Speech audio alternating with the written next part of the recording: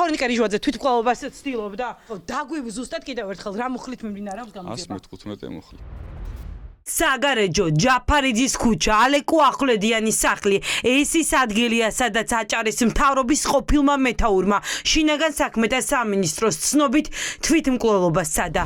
გულმკერდის არეში დაჭრილი თორნიკე რიჟვაძე თბილისში პირველ საუნივერსიტეტო კლინიკაში ამ წუთებში სიცოცხლისთვის იბრძვის. აჭარის მთავრობის ყოფილი თავმჯდომარის ჯანმრთელობის მდგომარეობა მძიმეა. ის მართვით სუნთქვაზეა. მდგომარეობა შემოსვლაც იყო საკმაოდ მძიმე, ვინაიდან კლინიკურად სახეზე იყო ტრავმულ-გემორაგიული შოკის კლინიკა. მისი ამ წუთში მისი მდგომარეობა დადებითი დინამიკით არის, ვინაიდან შოკის ხარისხი შემცირებულია, ჰემოდინამიკის პარამეტრები მეტნაკლებად აღდგენილია, იმყოფება მართვით სუნთქვაზე, უტარდება ის სამკურნალო ღვინძებები, რაც პროტოკოლით არის გათვალისწინებული. სროლის ხმა საგარეჯოში პირველების ინფორმაციით გვიან ღამით 2 საათზე გაიგეს. გელაძის უწყების ვერსიით რიჟვაძემ საზღვაო ტრანსპორტის სააგენტოს უფროსის იარაღიცა და თვითმკვლელობა. ალექსი ახვლედიანი ახლა გამოძიების ოქროს მოწმეა.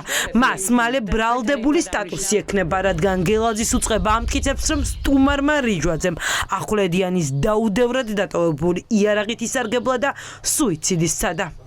რთული ამ ადამიანთან ახლა საუბარი ისეთი სტრესი აქვს მიღებული რა. ასი შვილი იმყოფებოდა თუ არა ადგილზე, ქალბატონო ლალი. აი რაიმე უფრო მეტი იცით ეს? არ ვიცი თქო, კარგავთ ამასთან არ მაქვს აი ოჯახმა ჩაქრთოთ თქვენ საქმეში. რა მიიყვანა თვითმკვლელობის მცდელობამდე თორნიკე რიჟვაძე ეს ახლა მთავარი კითხვა. პირველების ინფორმაციით გასროლამდე ოცნების მოქმედი მაღალჩინოსნის ალეკო ახვლედიანის სახლში სუფრა იყო გაშლილი. წყარო გვიყვება, რომ თორნიკე რიჟვაძის გარდა შემთხვევის ადგილზე კიდევ 4 ადამიანი იმყოფებოდა. ვინ არიან ეს პირები ჯერ უცნობია. უცნობია ისიც, გამოკითხა თუ არა სუფრის წევრები პოლიცია. ხოლმე ახვლედიანია დაკავებული, როგორც შინაგან საქმეთა სამინისტრო ამბობს და შვილი გამოკითხვაზეა გადაყვანილი. ვერ გეტყვით ვერაფერს. რაიმე ჩხუბი იყო წინასწარ საქმის გარჩევა, რამე ინფორმაცია გააქვთ? პრესეს მიმართეთ და ერთი გავიგე რომ დააკავეთ. დანარჩენები გამოკითხვაზე ყავთ გადაყვანილი. დამატებით ვერაფერს ვერ გეტყვით, როგორც გითხარით რა. პრესერს მიაკითხეთ ინფორმაციისთვის. რამე სუფრა იყო თუ რატო იმყოფებოდა? გაგეცით ხო პასუხი რომ დამატებით ვერ. ფანჩატურში ისხდნენ, როგორც კადრებით ვნახეთ, იქ მიმდინარეობს საგამოძიებო მოქმედებები. თვითმკვლელობის მცდელობისთვის აქ ხომ არ ჩამოვიდოდა და რატომ დაიწყეთ ამ მუხლით გამოძიება? იქ მკვლელობა იყო. ვერ მოგახსენებთ ამ ეტაპზე. იქ ჩხუბი მოვიდეთ სუფრასთან. აქ ხომ არ ჩამოვიდოდა აჭარიდან იმისთვის რომ თავის მოკლა ეცადა. ვერ გეტყვით ამ ეტაპზე ვერაფერს. ანუ გადაკვალიფიცირებას უნდა ველოდოთ მუხლის. გამოძიება დაადგენს ყველაფერს. საგამოძიებო მოქმედებები ახვლედიანის სახლში თითქმის 15 საათის განმავლობაში მიმდინარეობდა. აეროგადაღების კამერით გადაღებულ კადრებში, რომელიც პირველებმა გადაიღო, ჩანს, რომ ექსპერტ კრიმინალისტები ფანჩატურის ტერიტორიაზე ატარებდნენ საგამოძიებო მოქმედებებს.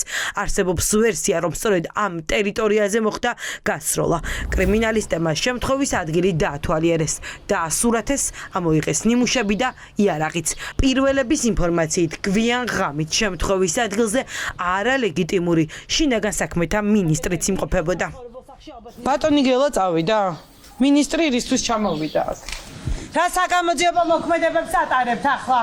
ჯერ გასროლა მოხდა და მე მოხვედით თუ დასაკავებლად იყავით თორნიკეს მოსული? ვერ გვეტყვით დასაკავებლად იყავით თუ არა მოსული? დაკავებას აპირებდით თორნიკე რიჟვაძის? თქვენ დაათვალიერეთ შემთხვევის ადგილი, ხო ექსპერტები ბრძანდებით როგორც მივხვდი. გვითხარით რა დაადგინეთ?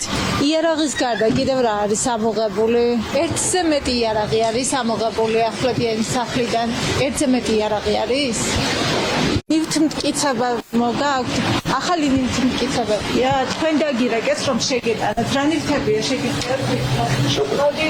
თქვენც გადმოდით რა და ყველობა. რა ნივთები მოიტანეთ? შეგიძლია გითხრათ?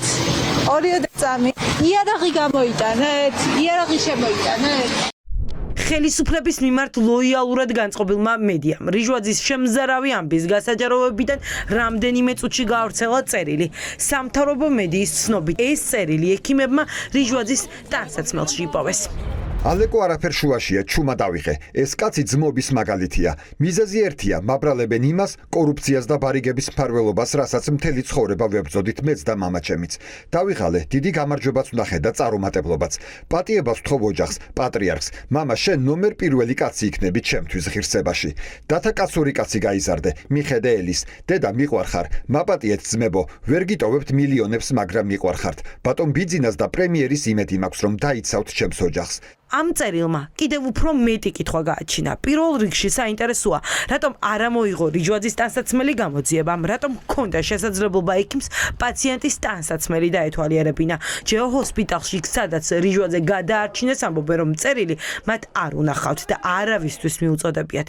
პირველ საუნივერსიტეტო კლინიკაშიც კატეგორიულად გამორიცხავენ წერილის არსებობას და მათი მხრიდან მის გავრცელებას. ძიმე იყო მდგომარეობა? მე ვერ გეტყვით. გულის არეში ქონდა დაზიანებები, ხო, ქალბატონო? ექთანი ვარ, ექიმს გაესაუბრე. აქ იყავით, რომ შემოიყვანა ეს? მის შემოიყვანა, ხომ არ იცით? არ ვიცი, ვერ გეტყვით არაფერს. თუ სამთავრობო მედიით გავრცელებულ წერილს დავეყრდნობით, რიჯვაძეს აბრალებენ კორუფციას და ბარიგების მფარველობას, თუმცა ვინ აბრალებს უცნობია. ამ დროისთვის არ არსებობს არც ერთი ოფიციალური ინფორმაცია, რომ საგამოძიებო უწყება რიჯვაძის კორუფციულ სკანდალს იძიებს. მხოლოდ მედიით ვრცელდება ცნობები, რომ ღარიბაშვილის წასვლის და კობახიძის დანიშვნის შემდეგ ივანიშვილის კარზე რიჯვაძეზე კითხვები გაჩნდა. მათ შორის ვრცელდება ინფორმაცია, რომ რიჯვაძეს დიდი ფულის მიტანას აიძულებდნენ. ღარიბაშვილის გადადგომის შემდეგ პრობლემები აჭარის მთავრობის ყოფილი ბოსის მაღალჩინოსან მამასაც შეექმნა. ვიღაცამ ჩათვალა, რომ შეეძლო ფული მოეპარა. ჩათვალა, რომ არ იყოს სახელმწიფო საკამერისა ძლიერი იმისათვის, რომ ამაზე რეაგირება მოეხდინა. ვიღაც ნარკოტიკს გიყიდა და ახალგაზრდებს სამალდა და შემდეგ. ეს შემოთვალი არის საკმაოდ ვრცელი. ვის გულისხმობდა და გულისხმობდა თუ არა ირაკლი კობახიძე თორნიკე რიჯვაძეს წლიური ანგარიშის წარდგენის დროს პარლამენტის ტრიბუნასთან უცნობია. ფაქტია ის, რომ რიჯვაძის წინააღმდეგ არც ერთ საქმეზე ძალოვან უწყებას გამოძიება დაწყებული არ აქვს. ანუ თუ რიჯვაძე თვითმკვლელობამდე მიიყვანეს, გამოდის, რომ ის არაფორმალური გარჩევის მსხვერპლია.